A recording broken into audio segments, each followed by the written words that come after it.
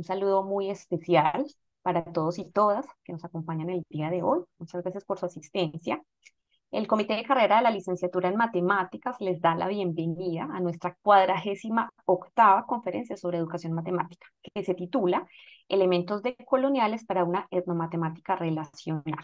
Esta conferencia está a cargo del doctor Aldo Parra Sánchez. Él es profesor de la Universidad del Cauca, Colombia. Es doctor en Filosofía de la Educación Matemática de Aalborg University de Dinamarca. Es magíster en educación de la Universidad de Estadão Paulista Julio Mesquita Filo de la UNESP de Río Claro, Brasil, y es matemático en la Universidad Nacional de Colombia. Entonces, el profesor va a dialogar con nosotros unos 45 minutos. Posteriormente, daremos la participación a los asistentes para sus comentarios o preguntas. Y finalmente, pues el profesor nos dialogará pues otro ratico con nosotros. Le solicitamos el favor de mantener sus micrófonos en silencio, por favor. Profesor, bienvenido. Tiene usted la palabra. Hola, buenas tardes a todos. Primero que todo, muchísimas gracias a la Universidad de Antioquia, a la profesora Diana Jaramillo, a la profesora Zaida Santa por haberme hecho esta invitación que me honra, pues me enorgullece que me tengan en cuenta para abrir este espacio de conferencias este año y pues muy contento de estar acá. Espero y también un poquito asustado con la cantidad, lista de personas que están acá presentes. Entonces espero ser preciso en lo que voy a decir. Y bueno, entonces vamos a arrancar. eh, pero pues hoy es, hoy 21 de febrero, pues es un día especial y antes de entrar en materia, pues hay un par de cosas que debo hacer.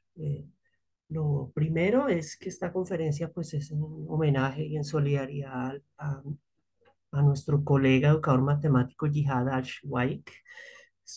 Este profesor es palestino y en este momento él vive en Cisjordania. Es profesor de la Universidad Birzeit y pues gran parte de su familia está en la Franja de Gaza. Y él solo estaba en Cisjordania con sus hijos y su esposa, pero toda su familia está en la Franja de Gaza. Yo, digamos, me quiero sumar a no dejar que esta barbarie, que esta desgracia para la humanidad que está ocurriendo se nos naturalice. Entonces, pues quisiera compartir con ustedes pues conferencia en honor a él, en honor a la resistencia que él hace. Él tiene unos trabajos hermosísimos en educación matemática, los recomiendo, es un investigador muy competente y su más reciente trabajo fue sobre el rol racial de los matemáticos y de la matemática como disciplina en mantener la ocupación militar que Israel tiene sobre el territorio palestino. Les recomiendo mucho el trabajo de este excelente educador matemático, esta excelente persona que la vida me ha permitido conocer. Eso es, no podía arrancar sin compartir esto. Digamos, vamos a hablar de lo que nos ha llamado, de la etnomatemática. Yo veo que la etnomatemática es como esta foto que estamos viendo, ¿no? Que s- vemos su sombra, su efecto, pero no podemos muy bien asirla, no vemos como de dónde sale. Y una cosa que caracteriza a la etnomatemática es su búsqueda permanente por una conceptualización, ¿sí? Entonces voy a intentar ser breve con esta primera parte. Uno puede tener una visión muy precaria o un poco informada de la etnomatemática, donde se imagina que existe la matemática, digamos, un cuerpo regular, bien formado y definido, que será la matemática, y existirían unas etnomatemáticas como versiones inferiores, como versiones eh, históricamente atrasadas, o también como versiones informales. Y yo he escuchado, digamos, en algunos pueblos indígenas que no les gusta la palabra etnomatemática porque se están imaginando que se trata sus saberes como si fuera la etnomatemática que hacen los huitotos, la etnomatemática de los guayú, de los nasa, como si eso no fueran matemáticas. Entonces he escuchado en algunos como la resistencia a la palabra etnomatemática porque entonces etnomatemática vendría a significar precariedad, ¿no? Una etnomatemática sería como una matemática inferior. Digamos, esa es una visión, una imaginación de la etnomatemática pues muy corta, ¿sí? Y donde se imagina uno que existe la matemática y lo demás, la matemática, digamos, disciplinar, profesional, y lo demás pues, tendría el título un poco peyorativo de etnomatemáticas, ¿sí? La etnomatemática de los panaderos, la etnomatemática de tal pueblo. Pero pues bueno, esa es una visión, digamos, propia de aquel que no se ha adentrado lo suficiente en qué hace la etnomatemática, qué hace la etnomatemática. Eh, y pues cómo superamos esa versión precaria, ¿no? Y aquí recuerdo una frase muy potente que dijo el profesor Pablo Guerdes cuando visitó Colombia y decía esto, así como no existen etnobailes, ¿sí? Ni existen etnodeportes, pues tampoco existen y tampoco existen etnomúsicas. Digamos, los pueblos y la humanidad ha generado música y deporte y danza, pues de esa misma manera no existen etnomatemáticas, ¿sí? Y él proponía, más bien miremos la etnomatemática como miramos la etnomusicología, que no es una música en sí, no es un ritmo musical, sino es el estudio de las diversas músicas. Entonces la etnomatemática no es una matemática menor, no es una matemática de guetos, la etnomatemática es el estudio de las diversas matemáticas que están presentes en los pueblos y que se presentan y desarrollan a lo largo de la historia. Vamos a intentar superar esa versión precaria, digamos que algunos se quedaron como que el prefijo etno se les volvió precariedad, ¿no? Entonces, para superar esas versiones, la matemática ha alcanzado unas formulaciones diferentes, un poquito más elaboradas, de la mano tanto de Pablo Guerdes como del profesor Biratán de Ambrosio en Brasil. Y vemos unas primeras formulaciones más serias como el estudio del conjunto de habilidades y procesos de conteo y medición que posee un grupo, o el estudio de los procesos matemáticos, símbolos, jergas, mitologías practicados por algún grupo cultural identificado o identificable. Ahí tendríamos como una primera definición que serían las matemáticas que ocurren en un etno, en un grupo identificable.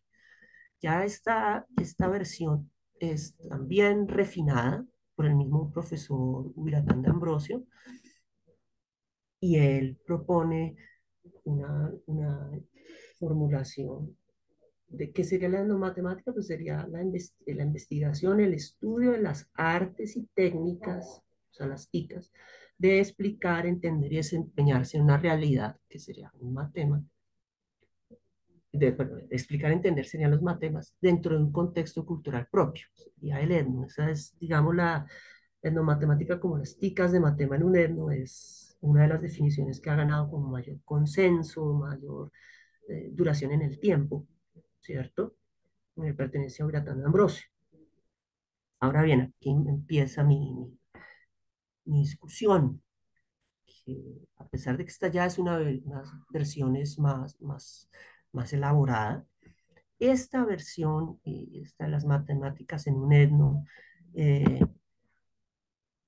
proviene de un abordaje de estos problemas entre matemática y cultura como un abordaje que yo he llamado de la intersección. Vamos, estas ideas que estoy reportando acá, yo las exploré en mi tesis doctoral y pues aquí voy a dar un resumen corto, pero sucinto, de esas ideas. Entonces, el abordaje previo a la etnomatemática ha sido un abordaje de la intersección, donde básicamente, digamos, grosso modo, tenemos un conjunto que sería el de las matemáticas, ¿sí? Y otro conjunto que sería una cultura específica, la cultura de algún pueblo.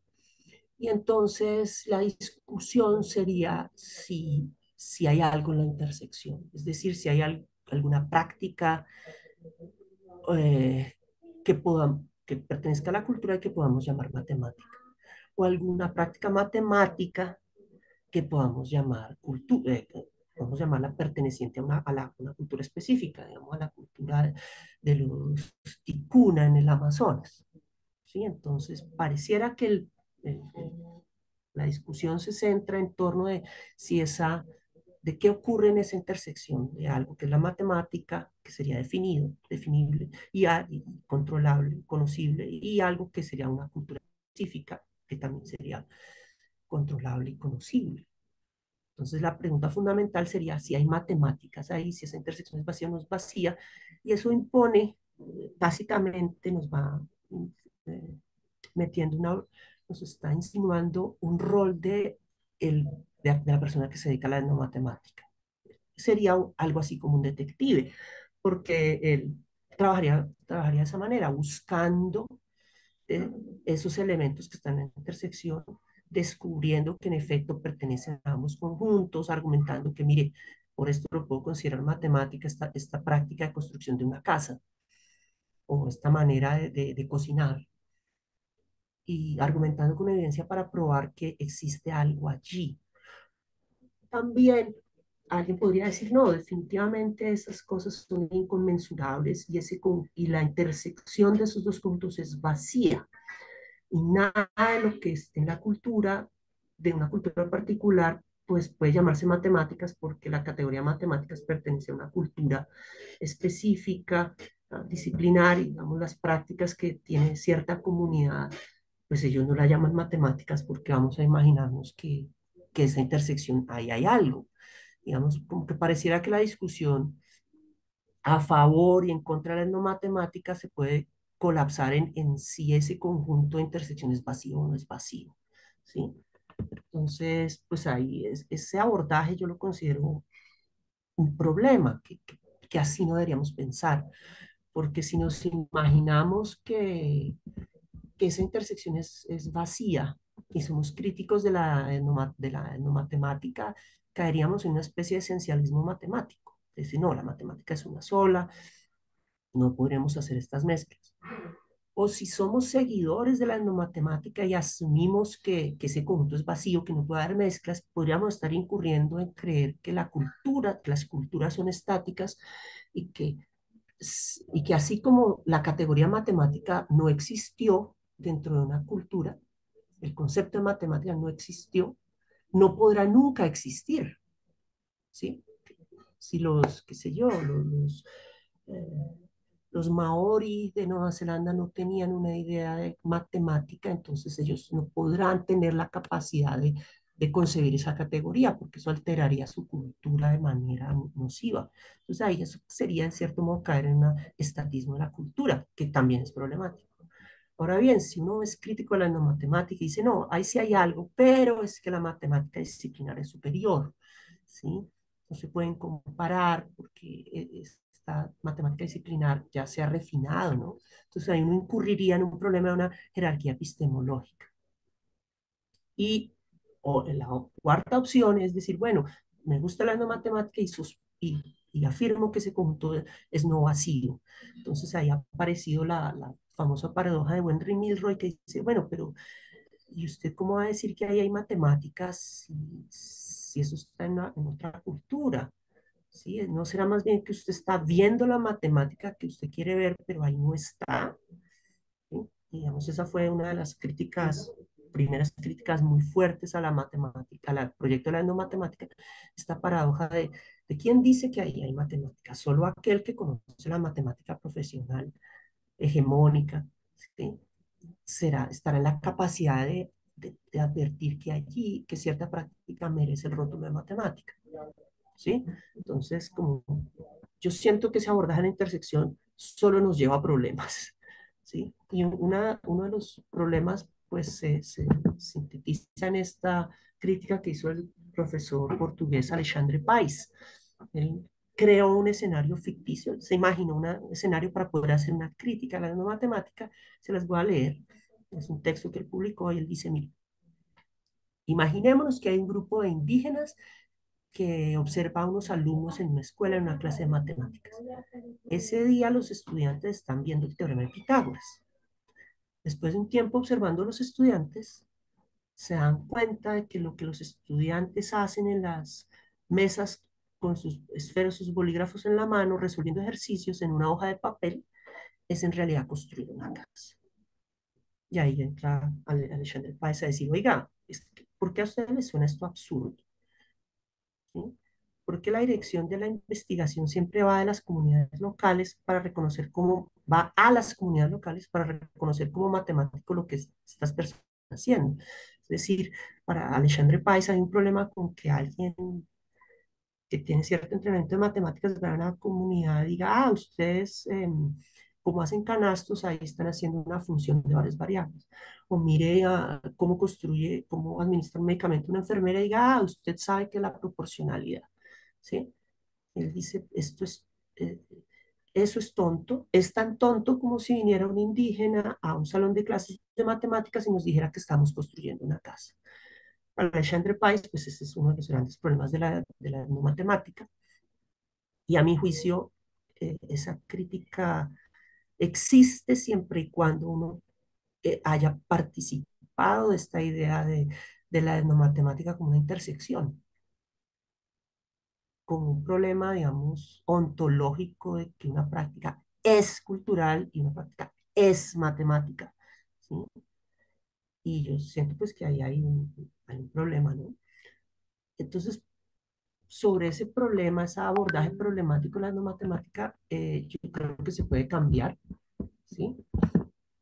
Eh, y entonces, así como el compañero Alexandre Pais, perdón, hizo una ficción, yo creé también una ficción en mi tesis doctoral en respuesta a esa imaginación, a esta alucinación que él tuvo. Yo también tengo mi alucinación, se las voy a contar. Imagínense unos niños indígenas que llegan a una escuela que no es indígena y ve a la gente, a los estudiantes no indígenas haciendo el teorema de Pitágoras. Digamos más o menos el mismo escenario. El niño indígena dice, esto es una casa. El estudiante le dice, no, eso es un teorema. El otro le contesta, le responde, bueno, a mí me parece, pero ¿cómo? ¿Cómo le parece? Un tercer estudiante le contesta, pues es que no entiendo. El indígena ve, otro indígena le riposta, claro que no es lo mismo, pero cuando construimos una casa, ponemos vigas y columnas. ¿Me están oyendo? Es que parecía que hay un problema con eso. Sí, Bueno, sí, te Sí, estamos Aldo, escuchando. continuemos perfectamente. Escuchamos bien. continuamos esta escena teatral en nuestra imaginación. El indígena ve y dice, claro que no es lo mismo, pero cuando construimos una casa ponemos vigas y columnas en forma de cruz. El estudiante uno, ah, perpendiculares. El indígena le dice, como sea, si quieres llamarlo así, hazlo. Pero nosotros decimos en cruz. Con esa cruz colocamos las baldosas procurando que el agua de la lluvia caiga con facilidad. Procurando, ponemos las hojas. El tercer estudiante, profesor, ¿será esa la hipotenusa? El profesor contesta, no, no, no una hipotenusa, sino muchas, porque es que hay muchas fichas, muchas tejas en diferentes direcciones. El segundo estudiante, igualmente preocupado, dice, no, pero espere, Pitágoras solo tiene una hipotenusa.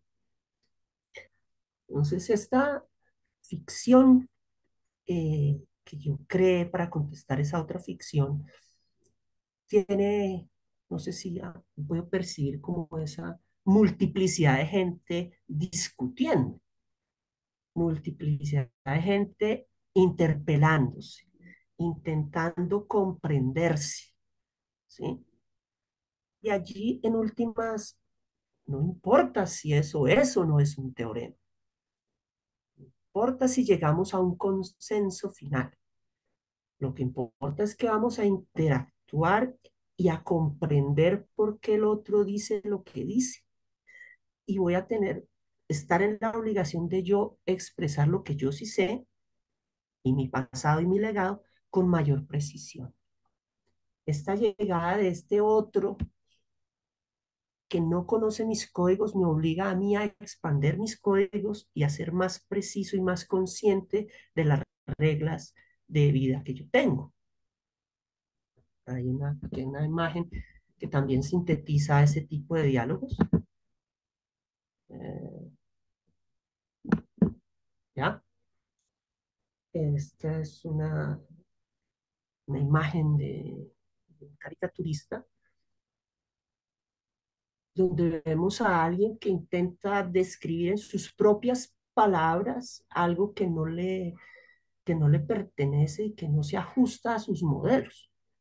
Entonces ahí vemos cómo hay un ejercicio de traducción, de producción de sentido, ¿sí? La autora de esta imagen es Mana Neyestani, ¿sí? Y vemos que ha habido investigaciones previas dentro de la etnomatemática que siguen esta idea de cómo las traducciones son unos dispositivos para generar sentido. Lo veremos más adelantico en la conferencia, los trabajos en Filipinas de William Langui, de Tamsin Min en Nueva Zelanda, de Jelsa Nignik en el Brasil, de Natalia Caicedo en Colombia. ¿Sí? Entonces, esta idea de producir sentido, de buscar conexiones y de crearlas, ¿sí? Pues es una concepción diferente. Entonces aquí, digamos, esto es lo que yo quisiera como presentarles. ¿Qué tal si abordamos estos problemas de la matemática y la cultura y de las culturas y de las matemáticas desde otro andamiaje conceptual, con otra metáfora? Ya no es tan metáfora ontológica de qué pertenece a lo uno y a la vez a lo otro. ¿Qué tal si nos imaginamos una relación? ¿Sí? Estas relaciones como conjuntos, digamos, tenemos el conjunto de las matemáticas y el conjunto de alguna cultura, y entonces usted observa un objeto cultural que lo puede asociar con alguna práctica, con algún objeto, con algún valor de una cultura. Entonces, un conjunto de asociaciones de objetos que son de cuño matemático en aspectos culturales y el ejercicio recíproco. ¿Qué pasa si estudiamos una práctica cultural y observamos en ella algunas cosas que se asemejan, que guardan relación o que queremos poner en juego con objetos y prácticas de la matemática? Entonces ahí, digamos, del punto cambiar del esquema de la intersección a un esquema de la relación nos pone en un terreno completamente diferente. Aquí ya no importa si esto es o no es matemático, si esto es o no es cultural. Aquí lo que importa es cómo voy a querer plantear una conexión que necesito y que se me hace útil, que se me hace necesaria o divertida, ¿sí? Y ahí una cosa que la profesora Diana Jaramillo ha hecho mucho énfasis en sus trabajos, es cómo en vez de que la matemática interpele las culturas, cómo la cultura interpela las matemáticas, una idea que viene de Manuel Liscano también, ¿sí? Entonces, en estos juegos de ir y venir, de crear conexiones, la, la imagen del etnomatemático cambia. Ya no es ese detective buscando puntos que necesita traer pruebas. Este etnomatemático es ahora un artista, en el sentido que él crea y propone conexiones y ejecuta interacciones para producir sentido, ¿sí? Entonces, como una obra me dice algo, pero a otra persona no le podría decir lo mismo. Y yo puedo crear otra obra conectando el mismo objeto cultural con otro objeto matemático o otra práctica matemática con el mismo objeto cultural, ¿sí? Es como que se abre un espacio de libertad y no de unicidad. Entonces nuestro problema se nos abre en muchas más direcciones, ¿sí? Entonces ya podríamos imaginarnos ya otro tipo de relaciones culturales. ¿Qué tal si yo explico a alguien de su misma cultura lo que yo comprendo de una práctica cultural de él? ¿Qué pasa si de otra cultura me explican de una tercera a mí? Vamos, aquí ya empieza a haber un juego de muchas posibilidades a partir de la idea de interpretar, ¿sí? De asumir que la traducción siempre va a ser fallida como producto, que o sea, no nos vamos a poner de acuerdo, pero siempre al mismo tiempo una traducción siempre es fértil como proceso, porque nos obliga a ponernos en el zapato del otro. A decir, bueno, entonces usted cómo hace estas cuentas, usted cómo organiza el espacio, usted cómo organiza el tiempo, ¿por qué para usted bailar tiene que ver con matemáticas? ¿Por qué para usted la ritualidad tiene que ver con la geometría, con el espacio. ¿Por qué?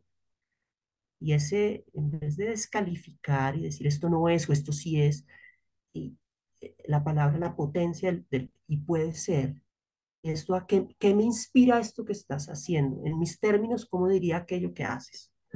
¿Sí? Entonces, este problema es mucho mejor porque ya nos abandonamos del qué es y nos empezamos a preguntar por el para qué es. Y el concepto de verdad se nos desbarata, porque ya no es una verdad factual, eterna, que ya quedó demostrado por siempre, la efímera, que, bueno, puede esto tener que ver o puede no tener que ver.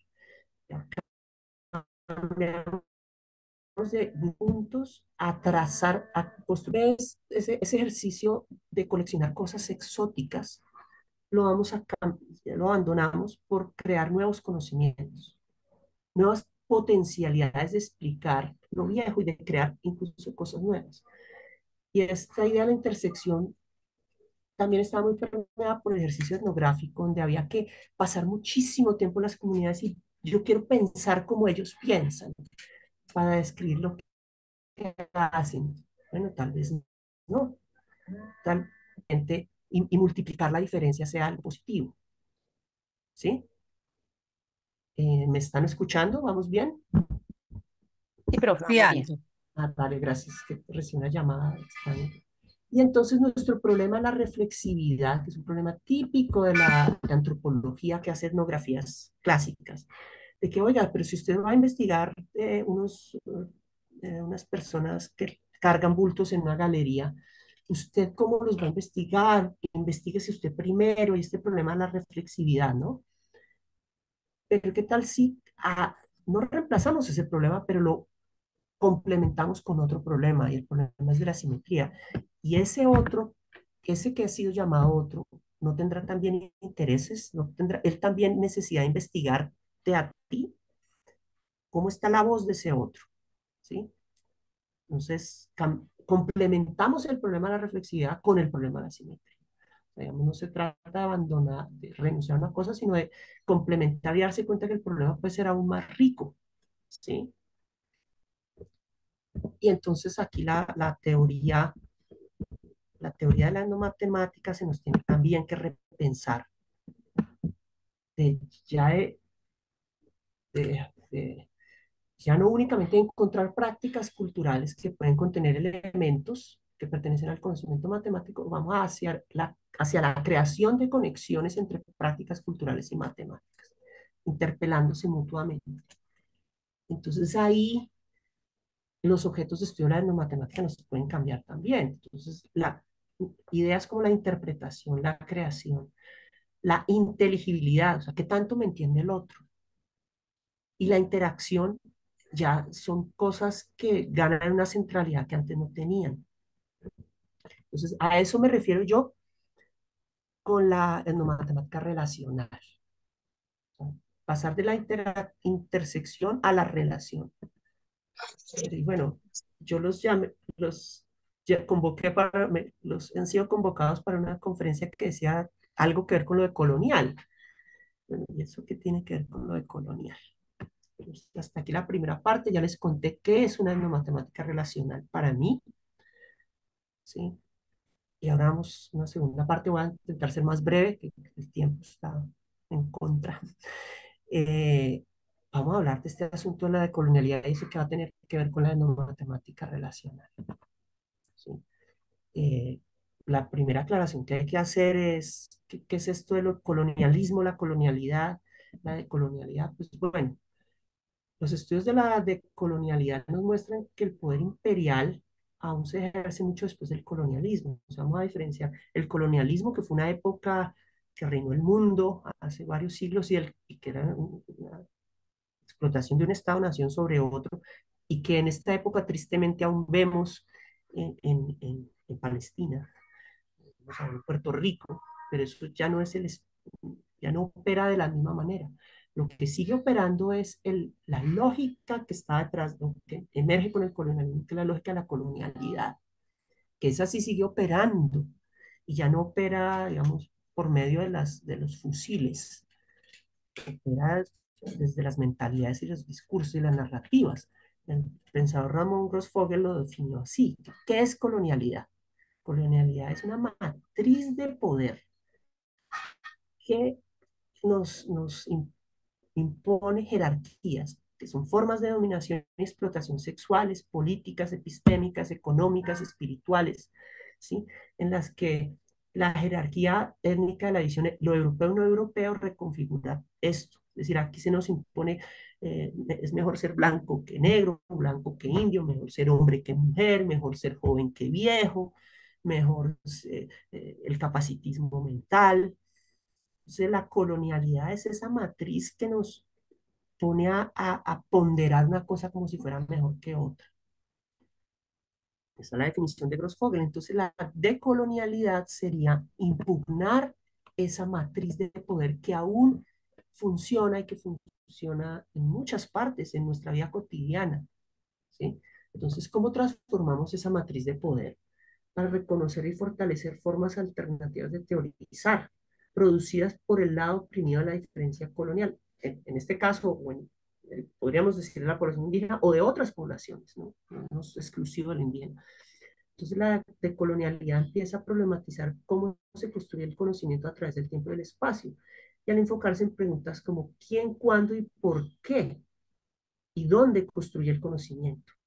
Ahí entonces, esta pregunta que viene de la decolonialidad nos viene muy empatiza muy bien con las preguntas de la etnomatemática, ¿sí? ¿A qué es lo que estamos llamando saber? ¿A qué es lo que estamos llamando matemática?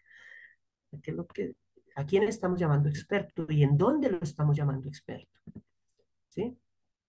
Entonces hay unos, la teoría colonial ha generado varias ideas, como la línea abisal, como la colonialidad del poder, la colonialidad del ser. Y dentro de esos, algunos de esos conceptos, pues cuando yo estaba haciendo mi tesis doctoral, entré en contacto con la idea de las epistemologías del sur, que fueron propuestas por el pensador Boaventura de Sousa Santos. Esta idea, sé que recientemente se organizó un evento en Estados Unidos con la AMS y está la profesora peruana Marta Bonilla, eh, eh, hablando de una epistemología del sur y su relación con la etnomatemática. Pues bueno, esta idea yo la había trabajado en el 2018 y las epistemologías del sur tienen pues como cuatro componentes. Una, la sociología de las ausencias, la ecología de saberes, la traducción intercultural, la sociología de las emergencias. Lo que yo sostengo pues en mi tesis doctoral es que esta etnomatemática relacional, performativa, puede cumplir desarrollar estas cuatro características y ser una epistemología del sur. Entonces, lo que me queda de la conferencia es mostrarles rápidamente de qué se tratan esas cuatro cosas y qué tienen que ver con la etnomatemática. Entonces, la sociología de las ausencias tiene esta pregunta básica, es ¿quién habla y quién no habla? Hay que hacer, ¿quién es el que está ausente en la discusión del conocimiento? Es decir, ¿a quién le hemos dado el micrófono para hablar sobre matemáticas y a quién no? Entonces vemos, aquí empieza una parte un poco crítica, que buena parte de la producción de la etnomatemática se ha ocupado, no estoy diciendo que toda etnomatemática, buena parte, se ocupa básicamente de cómo la academia puede generar concepciones sobre las matemáticas que incluyan a la diversidad cultural y la diversidad que la sociedad posee. Por lo tanto, el público objetivo es que la academia sea un poco más sensible con la diversidad, ¿sí? Entonces, el público objetivo es la academia misma. Entonces, si desarrollamos conceptos como matemática propia o conceptos como la simetría o una educación que sea propia en contacto con los desarrollos de los pueblos indígenas de Colombia, podríamos preguntarnos cómo los grupos sociales que no son académicos están generando concepciones sobre las matemáticas, sobre el tiempo, sobre el espacio, sobre las relaciones, basados en la diversidad cultural y lingüística que tienen esos grupos. Es decir, ¿qué pasa si ese micrófono y el parlante le, le permitimos el micrófono o escuchamos las voces de grupos que no son académicos? Recuerdo unos trabajos de grado excelentes, maravillosos de la profesora Diana Jaramillo con los DULE, ¿sí? Y ¿quién es el que tiene derecho a hablar aquí? ¿Y sobre qué? ¿Sí?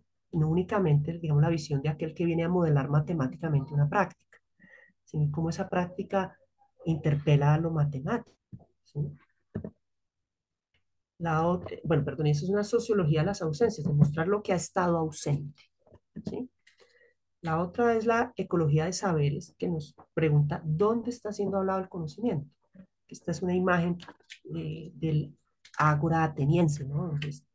Donde los grandes filósofos se sentaban a hablar y a discutir. Ahí iba Pitágoras a hablar, Sócrates y Platón caminaban por unos de esos ágora ateniense. Es ahí el espacio donde se habla del saber, es el único posible, ¿sí? Entonces, ¿qué tal si hay más espacios donde se habla el conocimiento? ¿Sí? Entonces, eso es una parte de una etnomatemática diferente, permeada por la decolonialidad, potenciada por la decolonialidad. ¿En qué lugares es que hablamos de etnomatemática? ¿Sí? Únicamente en las universidades, únicamente para público entendido. Entonces, yo planteo, afirmo que en tanto la etnomatemática no se haga responsable de hablar en escenarios diferentes a la academia, no podrá hacer una lectura más sólida de las dimensiones epistemológicas y políticas de la matemática y el pensamiento matemático en general.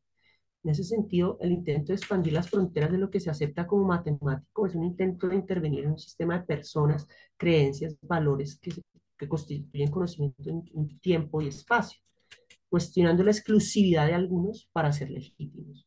Yo recuerdo, tal vez Diana en la charla nos cuente de un trabajo de maestría que ella hizo, cuyos destinatarios no eh, iban a ser la comunidad misma y que lo que se iba a hablar no, no se iba a hablar en esos términos para la sustentación.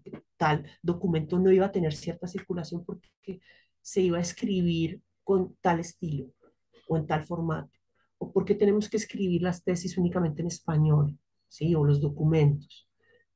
¿En qué lugares vamos a hablar de esto? ¿Quién es? ¿Sí? Entonces, nociones como el locus de enunciación, en qué lugar y quién y para quién se habla de estos temas. Y la articulación con procesos sociales adquiere mucha importancia. Que, digamos, un trabajo pionero fue el de la profesora brasilera Yeltsin Nignik, que hablaba de matemáticas en los asentamientos sin tierra de Brasil, ¿sí? Bueno, no es que ella solo hablara en esos lugares, también se habla en los espacios naturalmente académicos clásicos, pero que esos no sean los únicos espacios donde se hable. La matemática no se deje capturar por el dispositivo académico, que se hable de no matemática, del análisis de las matemáticas de muchas culturas en los fogones, en los mercados, en las carreteras, ¿sí? En las asambleas. Bueno, otra, el tercer componente de una epistemología del sur es las traducciones interculturales. ¿Sí? Pues esta es una imagen que siempre se ha mostrado como negativa, ¿no? La famosa Torre de Babel, esa imagen bíblica donde entonces nadie entiende a nadie, ¿sí? Es esa idea de que haya multiplicidad de lenguajes como si fuera una situación estrictamente negativa, ¿sí?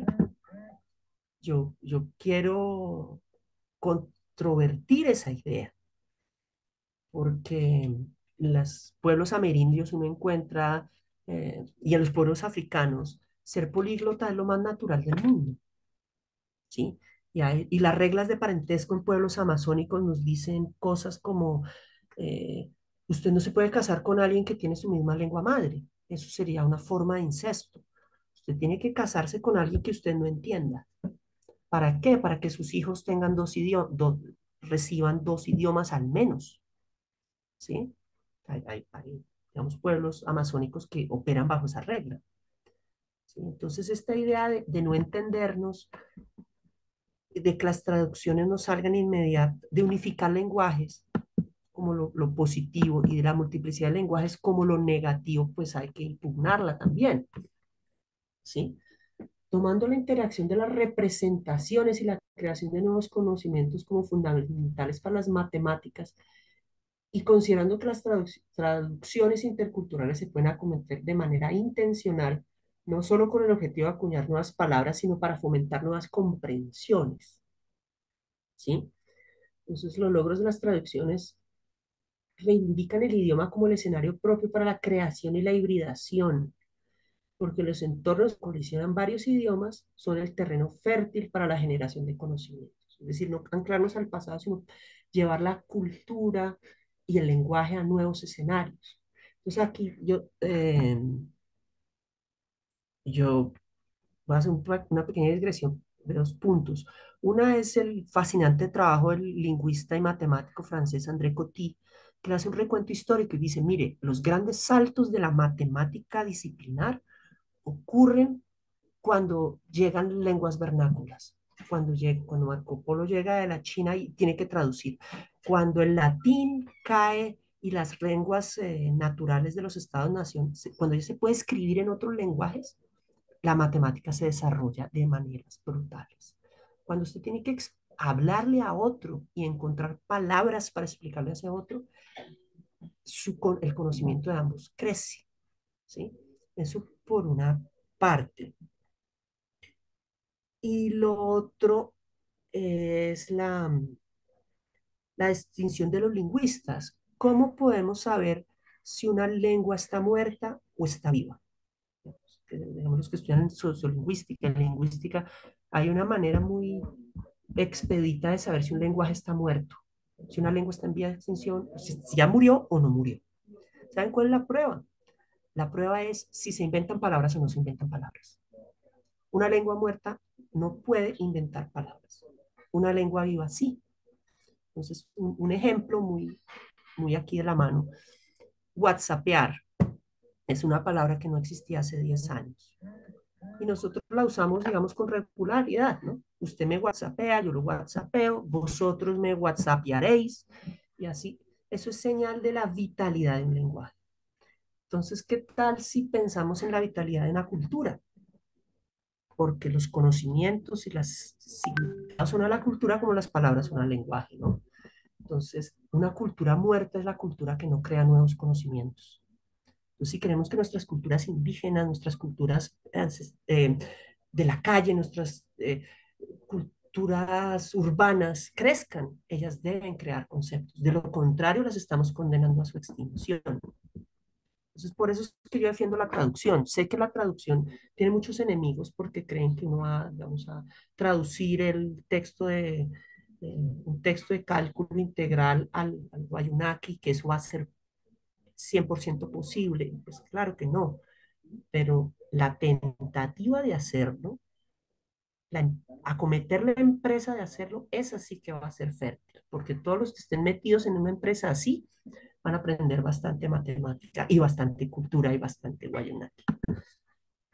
El último elemento es la sociología de las emergencias, que tiene que ver con la performatividad, esta imagen de esta, bueno, no sé cómo llamarlo, este arte que ustedes han visto de gente que tiene que mantener activos estos platos que giran y giran y si usted se duerme, pues se cae, tiene que estar permanentemente haciendo. Entonces, como la etnomatemática tiene un carácter performativo, en el sentido que las conexiones que se hacen entre conceptos pueden desaparecer y formularse otras, que solo existen en la medida en que haya gente interesada por hacerlas, ¿sí? Entonces, asumir una perspectiva performativa en no matemática implica que los resultados no se establecen de una forma final y que se acabaron, sino que constantemente exigen reformulación, replanteamientos, reevaluaciones. O sea, estas ideas de que encontré las concepciones de tiempo y espacio en los Yanomami. Bueno, pero en 10 años pueden ser otras concepciones, ¿verdad? Sí, esto se desvanece. Hay gente que ve los tejidos de las mochilas y dice, ahí hay grupos de simetría. Pero otra persona podría decir, no, también hay una serie de Fourier, o también hay un proceso de proporcionalidad o de cálculo en calcular los materiales. Hay muchas posibilidades. No, no es que una conexión se dé de manera automática, inevitable y definitiva.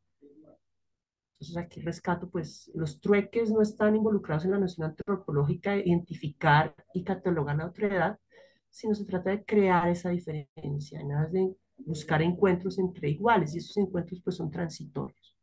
Es un antropólogo, Ian Watson, recomendadísimo su trabajo.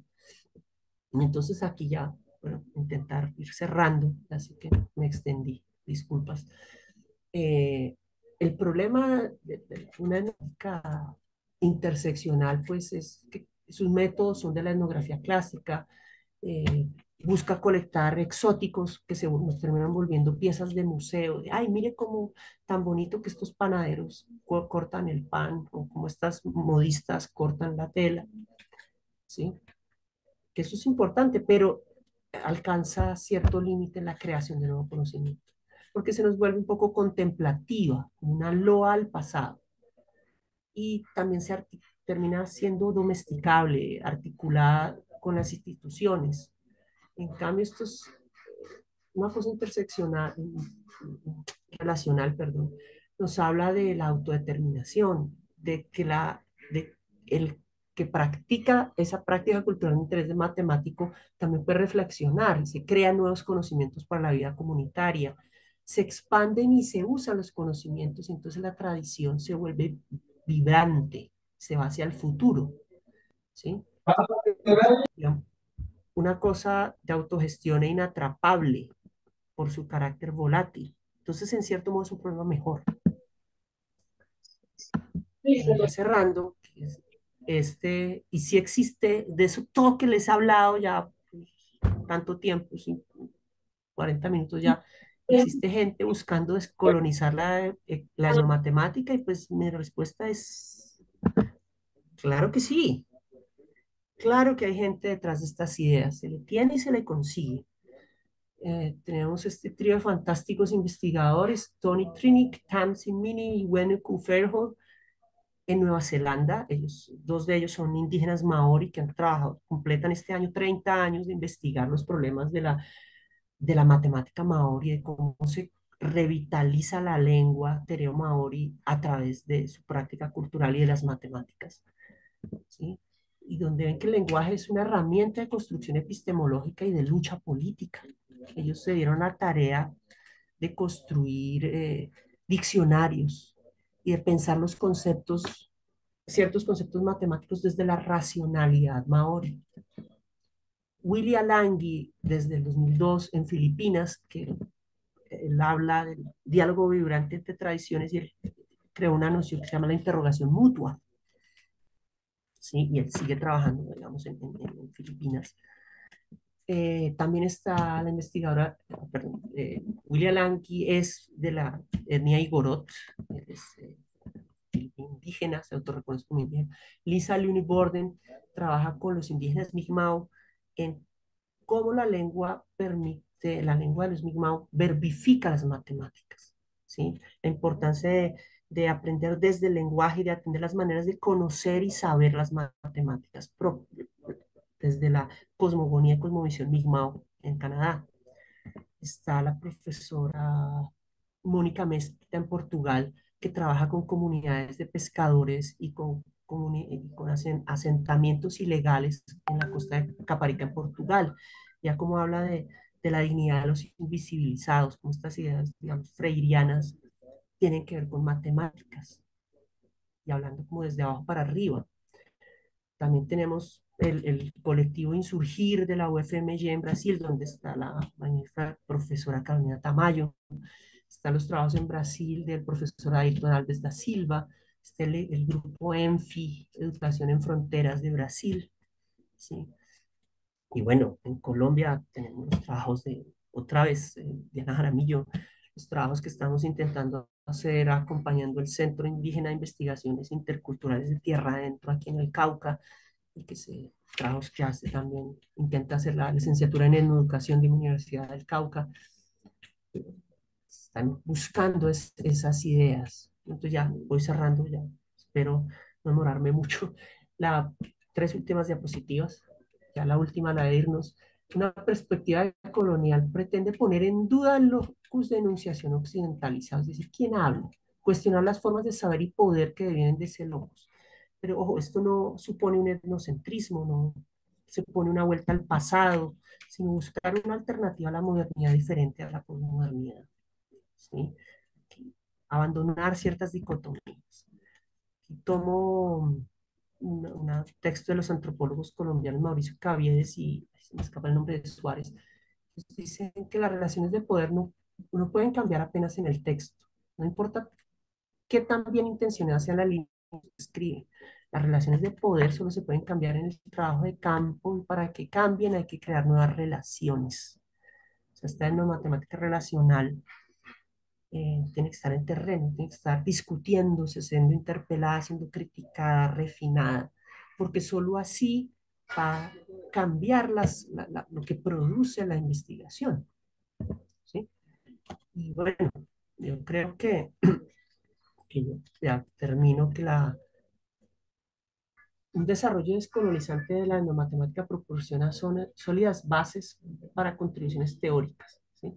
Con tal fundamento, la etnomatemática puede generar respuestas a los desafíos políticos y filosóficos que tiene, ¿no? Vamos ahí, ¿no? La etnomatemática se enfrenta muy fuerte como a pues, unos dilemas, ¿no? La gente tiene unos derechos políticos al derecho a no ser marginalizado, pero también tiene al mismo tiempo el derecho a ser tratado de manera diferente. ¿Sí? Y hay un problema filosófico aquí detrás de que la universalidad de las afirmaciones matemáticas y la localidad de las maneras de expresar esas afirmaciones. O sea, cómo nos movemos en esas dicotomías de lo local y lo universal, en el terreno filosófico y en el problema político.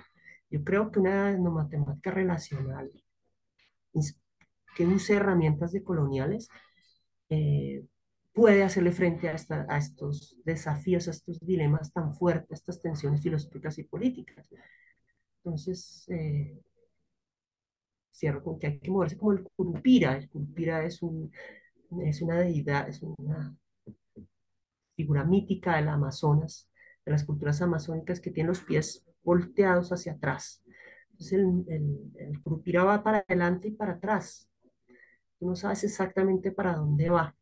Moverse como el Curupira es saber buscar las tradiciones internas, las tradiciones ancestrales de muchos pueblos, pero también entender que estamos en el aquí y ahora y cómo ese ir y venir, ese movimiento estratégico permitiría a la etnomatemática pues traer nuevas concepciones, nuevos desarrollos. Entonces, cuando ustedes estén entre Sila y Caribdis, entre esos problemas, lo mejor es caminar como el Curupira, para adelante y para atrás. Bueno, muchísimas gracias. Eso era todo y perdonen lo poquito. No, profe, muchísimas gracias a usted. Muy interesante realmente lo que nos propone. Es un gusto enorme pues para nosotros que haya dado inicio al ciclo de conferencias de este año de la licenciatura en matemáticas de la Universidad de Antioquia. Bueno, entonces vamos a abrir el espacio para comentarios, preguntas de nuestros colegas asistentes. Voy a permitirme leerlo. Dice, para mí la etnomatemática ha construido un puente en donde la lengua de mis estudiantes y la mía minimiza esa barrera para que se adquieran los aprendizajes. Porque se dice no, que no es posible adquirir conocimientos en una lengua. Bueno, está preguntándose por qué se dice no, que no es posible adquirir conocimientos en una lengua que no es la materna. Pero mi verdadero obstáculo es cuando en este diálogo quiero crear actividades de aprendizaje. Podría recomendarme investigadores que hayan trabajado la elaboración de actividades de aprendizaje, donde se vea ese movimiento de lo local a lo global. La etnomodelación es una alternativa que nos hace Bueno, Janet Price. ah, Janet, bueno, gracias por escribir. Hay investigadores que han trabajado en el problema de la lengua y yo lo mencioné, yo creo que el trabajo más elaborado sobre materiales de enseñanza lo tiene la gente en Nueva Zelanda. Tony Trinick y Tamsin Mini, todo el movimiento de los educadores maori en Nueva Zelanda, tiene unos desarrollos sobre el lenguaje y sobre la lengua materna, pero eso es una lucha política y hay que entender que esas luchas están contextualizadas. No sé de qué país eres, sospecho que México, pero hay unas diferencias. En Nueva Zelanda solo hay un pueblo indígena y solo hay una lengua, el tereo maori. Hay pequeñas variaciones dialectales, pero es una sola. Entonces les ha quedado más fácil hacer ese camino.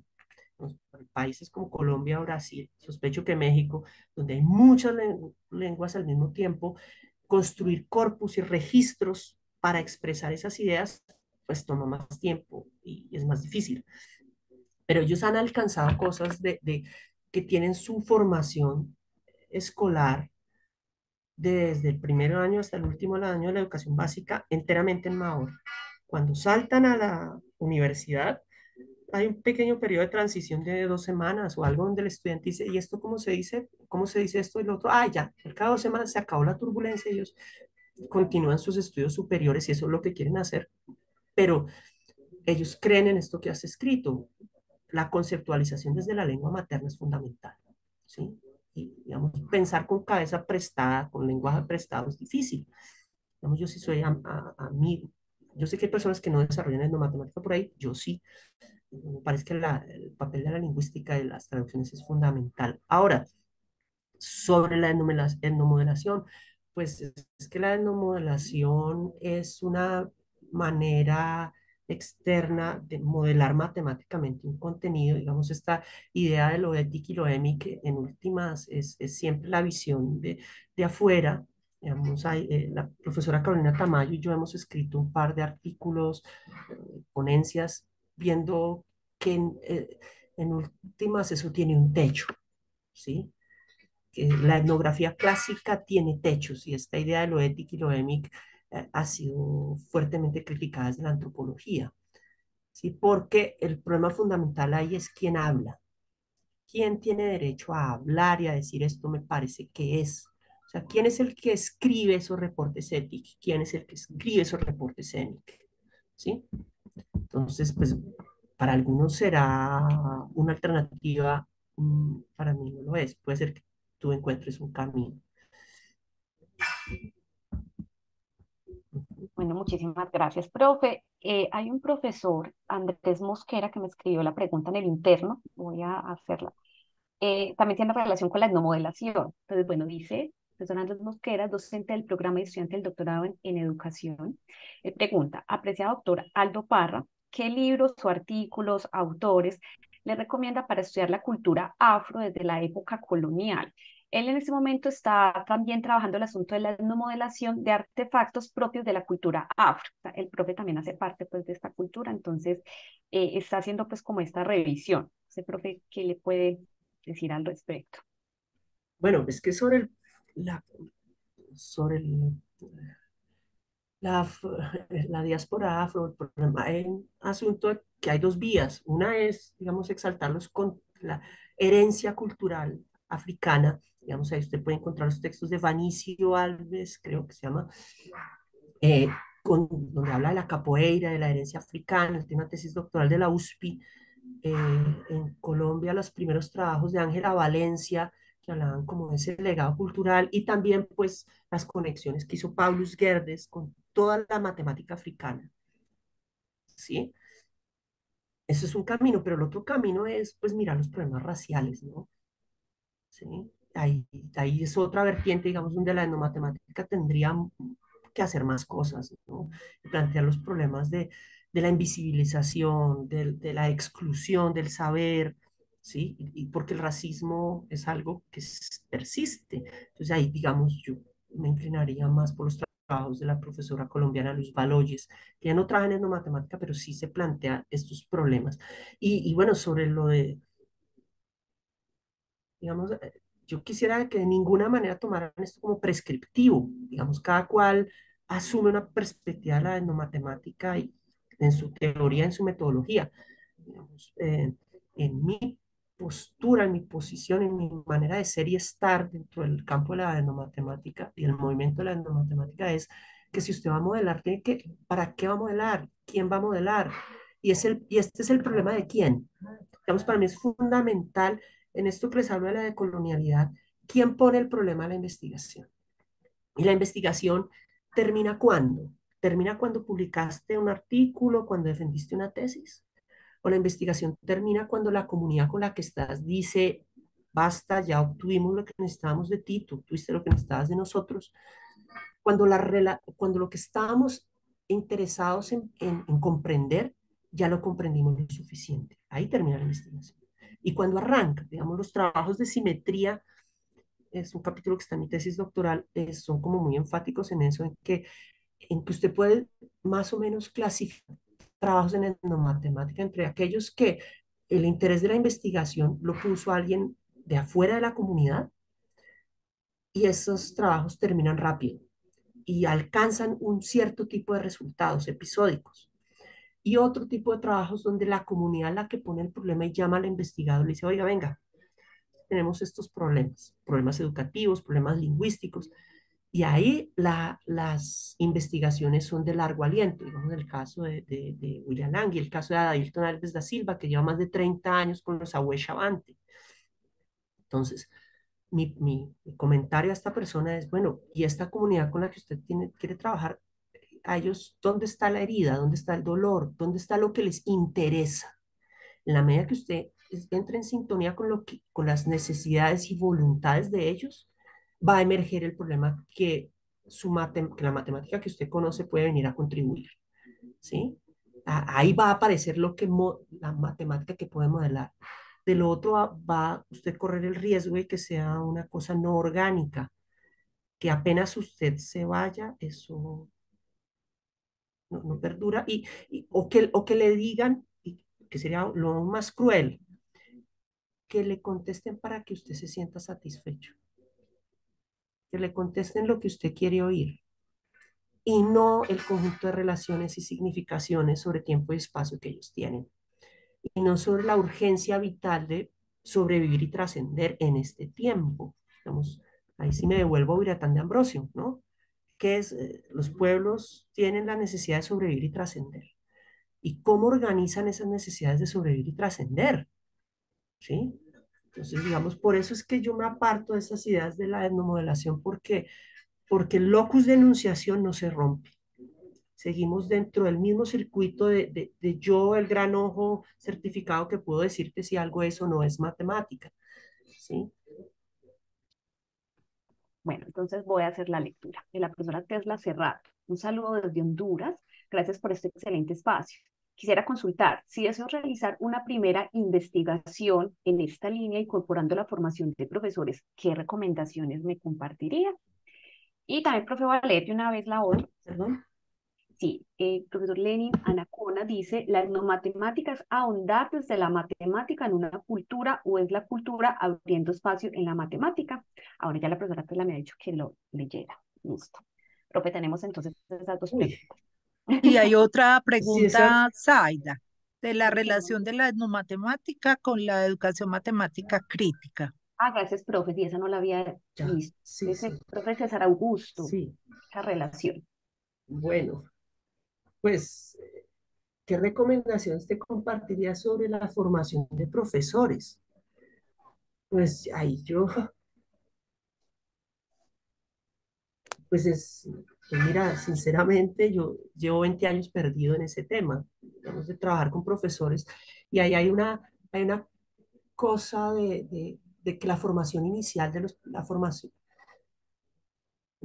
las experiencias de vida de los docentes indígenas son unas experiencias a menudo muy traumáticas, porque la imagen que ellos tienen de matemática es apenas la aritmética, y es una matemática reducida a repetir, y es una matemática ligada al castigo y a la humillación. Entonces, cuando usted está con un profesor indígena, o un profesor que va a trabajar con comunidades indígenas, esa imagen es muy fuerte y hay que intentar analizarla, desestructurarla, porque la matemática no es apenas aritmética. La matemática no es apenas un método de castigo. Para mí, la recomendación es arranque porque la gente empiece a confiar en la matemática que sí aprendió, así haya sido por fuera de la escuela, ¿sí? Y que comprenda que la matemática no está condenada a ser una manera de humillar a los demás, ¿sí? Pues creo que eso es, digamos, lo que a mí más me ha costado, es que cuando uno habla, uno plantea, bueno, pero cuando voy al salón de clase, entonces tengo que ponerles 10.000 planas a los niños y a castigarlos si contestan mal. Digamos, como que eso es una cosa de su imaginario, de su trayectoria de vida, que es que mientras eso no cambie, eh, no va a ser fácil. Vas a estar dando sus vueltas en círculos. Ahora, eh, Pues bueno, hay muchos materiales de formación inicial de docente, los trabajos de María do Carmo omite maestros indígenas, aunque yo no sé si te estoy malinterpretando de que tal vez no estás hablando de profesores indígenas, que otra cosa es un profesor que no atiende gente indígena y también quiere hacer una cosa en etnomatemática. La etnomatemática no es solo para indígenas, sino para hablar de la diversidad cultural, pues la sensibilidad sobre las distintas manifestaciones de la matemática está bien y también que el profesor no se sienta solo, digamos, porque es que a menudo salir de la fuerza de la tradición es muy duro. Entonces queda uno es como el loco que quiere que los niños se pongan a abrazar árboles. No, no, uno quiere otra cosa, ¿sí? Pero entonces en la medida que consiga gente que se interese por el tema, así no estén en su mismo ciudad, eso le va a ayudar. Bueno, la matemática es ahondar desde la matemática en una cultura, de la cultura abriendo espacio en la matemática. Mi estimado Lenin, que yo lo conozco, mi respuesta es hombre con hombre, mujer con mujer, en el mismo sentido y en el sentido contrario. En el gráfico que yo ahí mostré, las no matemáticas, todas las maneras que tengamos para expandir nuestros conocimientos de matemática y nuestros conocimientos de cultura, ¿sí? Y claro, no debes caerse en esa idea de que yo voy a matematizar una cultura y le voy a dar un modelo para certificarla que son matemáticamente válidos. No, es como desde adentro examino hacia afuera. Digamos, usted que está ligado a la educación propia.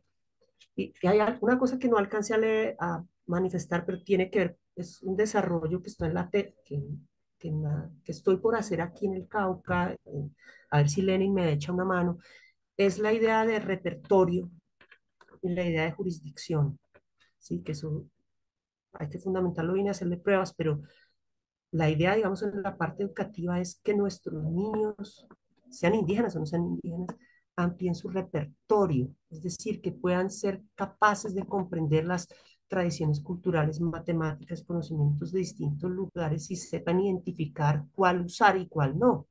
Así como un músico tiene repertorio, ¿no? Y sabe qué música va a tocar dado el momento en el que está. Pues nuestros niños, los humanos, deben saber qué matemáticas les van a servir en un momento dado y cuáles no, y cuáles, en qué momento está bien medir en jornales, y en qué momento está bien medir en hectáreas, y en qué momento, sí, porque no es que una sea mejor que la otra, es que cada cual tiene su jurisdicción. Entonces, para mí la relación de la educación matemática con la etnomatemática es poder darle al niño la conciencia, que perciba la existencia de jurisdicciones y se pueda mover dentro de ellas. Y para ello necesita repertorio.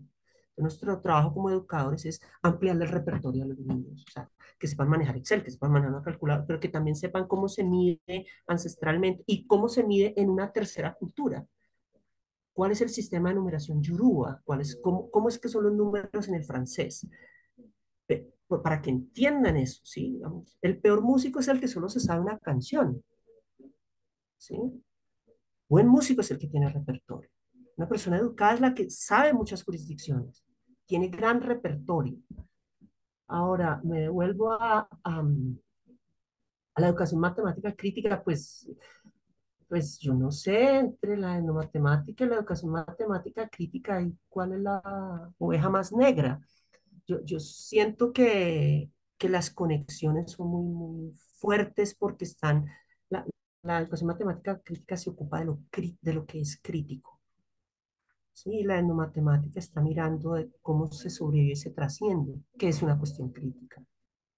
Y voy a leer, aprovechar pues como a leer algunos comentarios de los profes. Bueno, la profesora Tesla da el agradecimiento por la respuesta. El profesor Edgar Guacaneme también dice que muchas gracias, Aldo. También los colegas organizadores. La profesora Clara también hace el siguiente comentario. Buenas tardes para todos. Ay, hola, profe, estoy leyéndolos. Buenas tardes para todos. Un saludo desde la UPTCS de Duitama. Gracias al doctor Aldo por compartir su conocimiento y experiencia. Gracias a los organizadores por formar estos espacios. Y también Lenin nos dice gracias. Saludos, profe, y a todos los organizadores de este evento exitoso. Y bueno, profe, adelante para que termine entonces la idea. ¿Me escuchan? Hola. Sí, profe, ya lo escuchamos. Ah, no, que yo pienso que la educación, el más reciente libro del profesor Oles Cosmose, él plantea que hay unas conexiones pues, entre la etnomatemática y la educación matemática crítica. O también pensar que usted no puede, no puede, no, sí, claro, puede, no es como muy consistente meterse en estos asuntos de la etnomatemática sin tener una posición política y sin entender que estas acciones tienen consecuencias y se van a meter en situaciones que son críticas. ¿Sí? Digamos, entender que la discusión epistemológica de las matemáticas y de las culturas tiene implicaciones políticas, ¿sí? Y tiene unas implicaciones sociales y, digamos, entender la educación dentro de un sistema de prácticas, pues, mejor dicho, para mí las conexiones entre educación matemática crítica y etnomatemática son muy fluidas, ¿sí? Digamos, para mí, me gustaría decir que yo hago etnomatemática crítica, ¿sí? Como que no les veo muchas fronteras porque están detrás de cosas comunes. Listo. Si se me escapó alguna. Profe, le voy a dar la palabra al profesor Jorge Cotera y enseguida leo otra pregunta que hay en el chat. Profe Jorge. Muy buenas tardes a todos los colegas, al profesor Aldo. Bueno, es como una intervención mm, solicitándole al profe que me corrija si de pronto tengo algún sesgo en la interpretación que estoy haciendo de lo que él llama una etnomatemática relacional. Al maestro de escuela que intenta apostarle a estas posturas críticas, eh, precisamente esas relaciones de saber poder, esas estructuras, esas matrices que están aquilosadas o que se ubican en una postura hegemónica, suelen generar resistencias, señalándole, por ejemplo, argumentos como el de la poca efectividad cuando se intenta hacer etnomatemática o cuando se intenta abordar tratamientos desde ciertas culturas. Precisamente cuando él señalaba lo de sociología de las emergencias, recordábamos que una de las ecologías que la apuesta del profesor Boaventura es el de las productividades, porque existe la concepción de lo improductivo y que cuando la matemática, por ejemplo, no tiene una utilidad económica, una utilidad para el mundo capitalista, entonces es una matemática improductiva.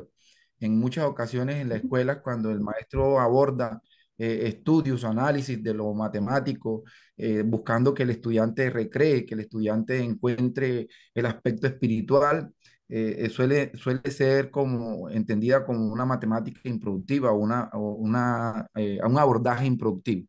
Pero entonces entiendo acá que que posiblemente una defensa, un argumento a favor del maestro que intenta hacer en matemática, es que no se está haciendo una matemática de una cultura en particular, porque cuando se aborda, es lo que entiendo, cuando se aborda el modo, el modo como una cultura intenta apropiarse de un concepto, de un objeto matemático, no es ni siquiera para mostrarlo aisladamente, sino para ponerlo en conexión con otra postura, la nuestra, la del maestro o la de Occidente, y enriquecer con ello la concepción que se tiene del objeto matemático. O sea que en la matemática no es la matemática, por ejemplo, de los cenúes, no, es la relación entre la matemática de los cenúes y la matemática de Occidente.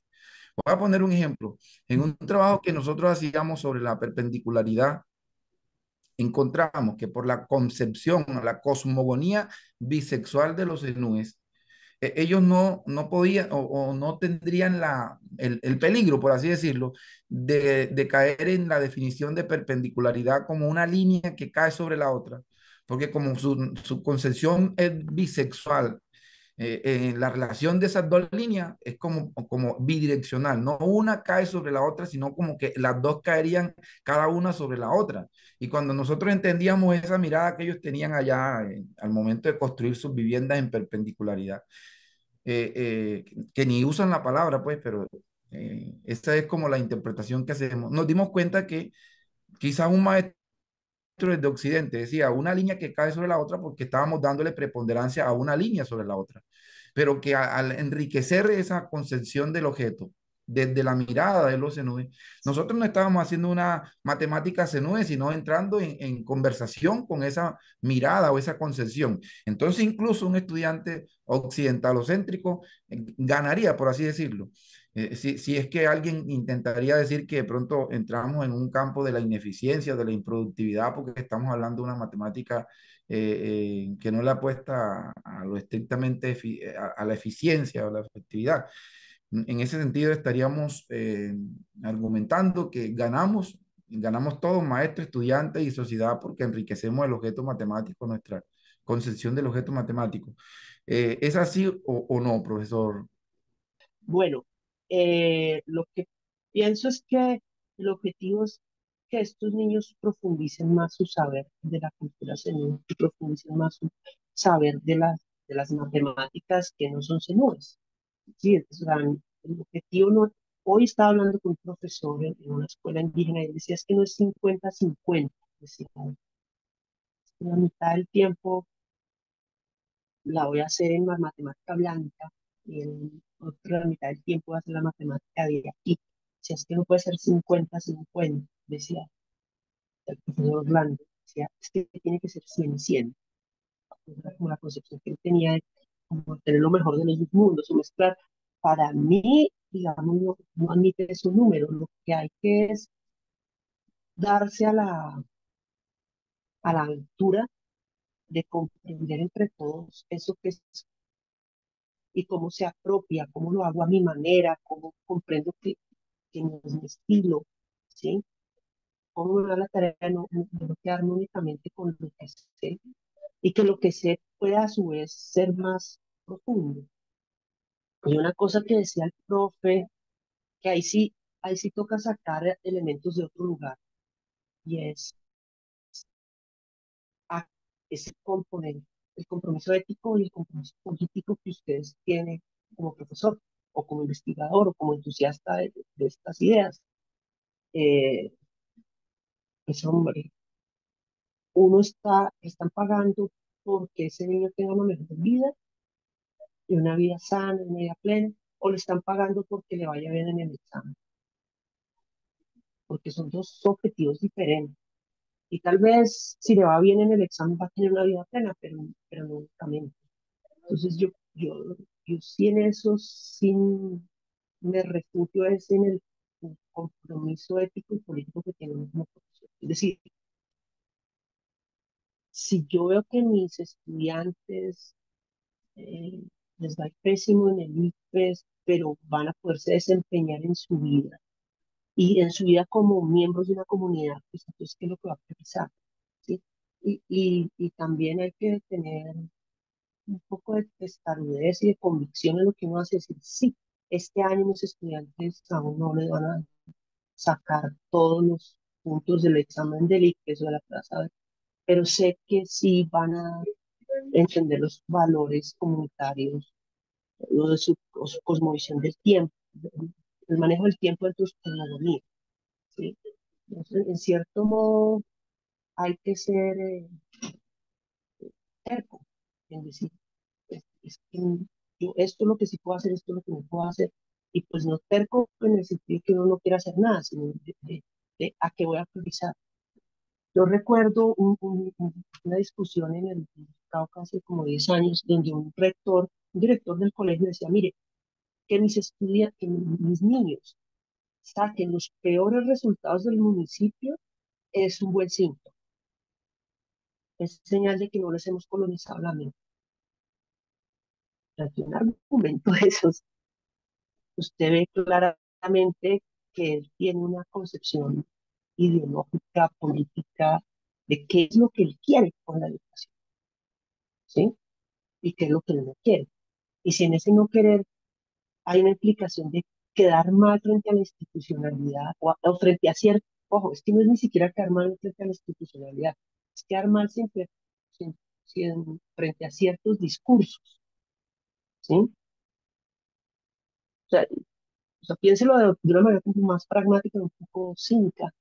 Si de todos modos les va a ir mal, al menos que sean buenos en ciertas cosas que su vida inmediata y que su vida como miembros de un colectivo les demanda. sea, ojalá sepan todo, ojalá les vayan en todos los mundos posibles, claro, en todos los escenarios donde se van a andar. Claro que uno no puede renunciar a que les vaya cada vez mejor en las pruebas, pero es que les va a ir mejor en las pruebas es porque les va mejor en la vida. O sea, ¿cuál es y porque comprenden matemáticas, que es lo que importa, porque comprenden su vida y el rol de las matemáticas en su vida, y no porque están pendientes de que es que me faltó tal derecho básico de aprendizaje o que no conseguí cumplir todos los temas que me había fijado para este trimestre. Sí, como que diferenciar, entender muy bien la jerarquía entre causa y efecto, entre síntoma y enfermedad, ¿sí? Y entonces ahí uno tiene que ser, bueno, yo en qué, ¿por qué es que estoy aquí de profesor? Yo en qué es lo que creo, cuál es el proyecto que estoy defendiendo. Porque si el proyecto es únicamente subir unos puesticos en un listado raro, ¿sí? Pues, pues ahí hay poco que hacer. Y digamos, la dignidad y la ética y la estética del profesor que sabe que tiene un compromiso más allá del resultado inmediato de los compromisos con la vida de esos niños y que comprende que las matemáticas son hermosas, las matemáticas les sirven para la vida y que las matemáticas no tienen que ser la matemática de la tienda para que no lo roben, poder hablar del infinito, poder hablar de las paradojas, poder hablar de las concepciones diferentes de espacio, ¿sí? Porque la matemática disciplinar o no tiene un componente de belleza hermoso y de certidumbre y descubrimiento. Es con eso que uno debería estar comprometido. No, no con que es que en el colegio vecino sacaron mejores puntajes en las pruebas, a ver. O una cosa que también me pasa a mí como papá, eh, que en el colegio donde están mi hijo, perdón, que es que en el colegio vecino ya saben multiplicar por 7 cifras, No, no, ya no, están pero al el derecho y chat. al revés. El, el, pero es que mi hijo sí sabe para qué es una multiplicación. O sea, cuáles son los fenómenos que la operación de la multiplicación consigue modelar. Eso es más importante que te sepa todas las tablas. Y ahora con las calculadoras y los celulares, esa parte procedimental no es tan importante. Lo que importa es y para cuándo es que vas a sumar y para qué necesitas sumar. Y esa suma, ¿qué significa? ¿Sí? Con esa suma, eso significa que la plata te alcanza para el mercado o no te alcanza. O sea, ¿qué decisiones tomas con los resultados matemáticos? ¿Y cómo interpretas esos resultados? Eso es lo importante. La mecánica, y entonces compiten los niños ahí de 5 añitos a ver quién cuenta hasta el número 17.000. Eso no es comprensión matemática. Entonces, para mí, ya hablé mucho, qué pena, me extendí, pero yo se lo resumo en, en ser fiel a su idea. Y ser fiel significa que le van a llover piedras de vez en cuando. Que le van a decir, es que usted es un mediocre porque en tal curso sí están haciendo la metodología patatín y usted está hablándoles ahí de unas cosas antiguas, ¿sí? O sea, tiene que ¿no? ser rebelde, ser alternativo, ser resistente. Trae, trae implícito que le van a llover piedras. Usted tiene que saber cuáles piedras va a saber tolerar y cuáles piedras sí le va a aceptar que le duelan. Es decir, no, esto sí lo debo mejorar. Bueno, hasta aquí va mi proceso, no puedo hacer más con lo que tengo. Pero sí, no dicho, meterse en estos caminos es asumir que lo van a criticar. Asumir que le van a decir, es que esto no es así, a mí hace 30 años me vienen enseñando así, usted por qué va a cambiar las cosas. Es que usted quiere que los niños anden en alpargatas. Es que usted lo que quiere es ir a atrasarnos. Y no, en ese sentido hablo de la terquedad, porque es el compromiso por sobrevivir y trascender. Perdón que ya hablé más de la cuenta. No, profe, muchísimas gracias por su tiempo. Profe, yo voy a hacer la lectura de unas 4 preguntas que hay en el chat y con eso, profe, cerramos. Las voy a leer todas y ya, profe, usted si quiere hacer un resumen, pues como de todo lo que hay ahí y para que vamos cerrando, profe. Listo. Bueno, desde por acá dice el profesor Oscar, mil gracias al profesor Aldo por su generosidad. La pregunta es, ¿podría considerarse que desde una etnomatemática relacional vista de las epistemologías del sur, las posibilidades de investigación en etnomatemática están relacionadas con las características de los diálogos e intercambios que presentan entre culturas? de las formas en que se presentan, de los intercambios simbólicos y discursivos que allí puedan darse, de las actividades conjuntas que se producen entre culturas diversas, de las experiencias vitales compartidas y de la forma en que ellas toman sentido. Esa es una, profe, de las preguntas. Aquí el profesor Jorge da un agradecimiento, la profesora Janet también le da las gracias, que ojalá pudiéramos construir muchas más conexiones con investigadores en México. Bueno, y por acá hay otra, profe, la segunda pregunta de Jonathan Montenegro. Dice, muchas gracias, profe Aldo y organizadores del evento por compartir estas reflexiones. Saludos desde Jambaló. En Popayán, junto a amigos, hemos organizado algunas actividades para reflexionar y luchar contra el colonialismo y a su vez dar una voz de solidaridad a Palestina. ¿Usted podría dar algunas ideas para enriquecer este espacio desde las matemáticas o educación matemática que ayuden a impulsar esta iniciativa? Bueno, tercera, profe, dice dice Casa 03, un gran saludo. ¿Qué papel pueden jugar en la construcción del campo de estudio de la etnomatemática tradiciones propias del pensamiento social latinoamericano, aceptando que la decolonialidad pertenece a una tradición académica eurocéntrica, el postestructuralismo y los estudios subalternos de los años 90? ¿Por qué no anticolonialismo? Gracias. Y por Bueno, acá, espera, profe, está ahí. está muy duro. No, Eh, no, es que son muchas, entonces sí, no sí. alcanzo a memorizar. Bueno, profe, dale, tranquilo. No, la No, última ya es un agradecimiento. Ya, profe. ya, no, Sí, pues ya. lo de la relación, la etnomatemática relacional, es que es eso, que es en esas investigaciones colectivas, en esas indagaciones desde perspectivas y conceptualizaciones variadas. Puede haber intereses académicos, pueden haber intereses políticos, puede haber intereses desde las cosmovisiones. Es ese intercambio el que, el que se vuelve fructífero, ¿sí? Digamos, eso yo lo veo así, que la matemática relacional se basa es en el estar en contacto con otros y relacionarse y ser interpelado. Digamos, es un poco lo que William Langui, bueno, es un desarrollo de la idea de William Langui de la interrogación mutua. Vamos a preguntarnos cosas y vamos a sacar en acuerdos transitorios, es decir, ya sé usted de dónde es que viene y ahora yo ya sé para dónde es que voy, ¿sí? Digamos, no, como esa multiplicar la diferencia y multiplicar las posibilidades. Para mí eso sería como una idea buena de la etnomatemática, que la haría una etnomatemática robusta y rebelde, no la haría una etnomatemática domesticada, digamos, destinada a encontrar la técnica más efectiva para que unos niños aprendan a multiplicar. Que muy bien si se encuentra una técnica, claro, pero ese no es el fin último, ¿sí? No es un dispositivo, no es una máquina de generar ingenierías didácticas, ¿sí? Lo otro de las ideas para enriquecer este espacio, pues las ideas las dije en estas 2 horas. Digamos, ¿cuál es la sociología de las ausencias? ¿Cuáles son los conceptos de qué es lo propio, qué es la simetría? Que, así uno puede empezar a indagar cosas de matemáticas, pues en una perspectiva etnomatemática sobre las matemáticas en diversas culturas, en diversos espacios. O sea, las ideas que me piden están implícitas en los conceptos de los que hablé, ¿sí? También la idea de jurisdicción y repertorio me parece que es supremamente potente. O sea, en el salón, en el espacio educativo, sea en la escuela que esté, nuestro objetivo, o un buen objetivo es ampliar el repertorio de los niños. Es decir, tu abuelo cómo mide la tierra. Bueno, y en el banco cómo la miden. Y si tuviéramos una huasquita, ¿cómo la mediría?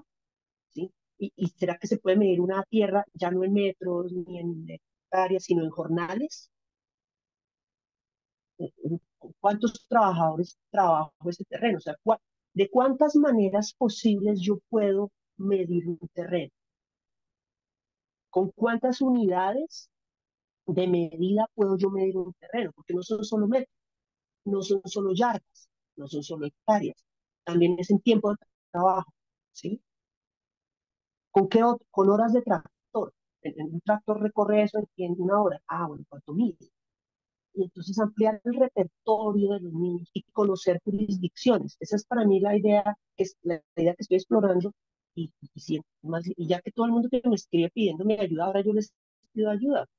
Eh, ¿Cómo hacemos para probar esa idea? De que el profesor en el salón de clase está jugando, cómo estructura sus acciones para ampliar jurisdicciones, para que el niño entienda que existe una matemática profesional, por ejemplo, que exista una cosa que me enteré en un congreso de matemáticas, tipología sin puntos, matemáticas donde no hay teoremas sino conjeturas, matemáticas hechas por computador. Eso es también ampliarle el repertorio al niño, ¿sí? O sea, no cerrarse en una visión, digamos, etnocentrada, sino para profundizar su ser y estar en este siglo, en este tiempo de cambio climático y de luchas. Bueno, ahora, este último de la decolonialidad, bueno, creo que se llama David Perro. Sí, podría haber alguien que diga que la decolonialidad es un invento de blancos para sentirse no blancos, válido, pero digamos, eh, hay herramientas que se ha generado entre esa tradición que no son útiles para nuestros procesos de sobrevivencia y trascendencia. Sí, si quiere anticolonial, si quiere llamarlo así, vale, pero, pero no- yo por nombres no voy a pelear. ¿Sí? Pues, a mí lo que me interesa es cómo, cómo impugnamos una relación de orden epistemológico que parece natural y no lo es. Cómo construimos como a la autodeterminación, ¿no? A mi derecho de vivir mi vida como la quiero vivir y no como alguien, como otros me la están imponiendo para beneficio de ellos. Sí, entonces, pues, si te incomoda la palabra de colonialidad, piénsalo en términos de colonialismo. Pero en última, yo creo que son, que son buses que uno puede tomar para los destinos que uno tiene. Digamos. Está claro que hay cosas de una teoría que no le satisfagan totalmente a uno. Todo bien, normal. No existe un bus que lo lleve a su destino último. Eso sería ni un taxi, pues. Uno toma herramientas que le ayudan a pensar ideas y luego esas herramientas pueden tornarse inútiles para cuando aparece un nuevo problema. Entonces uno toma otras herramientas. Pensar desde lo propio también, pues, no sé si el concepto de lo propio le sirva más que lo de colonial, o estas ideas de la pensadora Silvia Herrera Cusicanqui también, que ella es muy crítica de ciertas posturas de coloniales, pues, también va, o sea, no es por cargar banderas. Bueno, no sé, ¿qué más?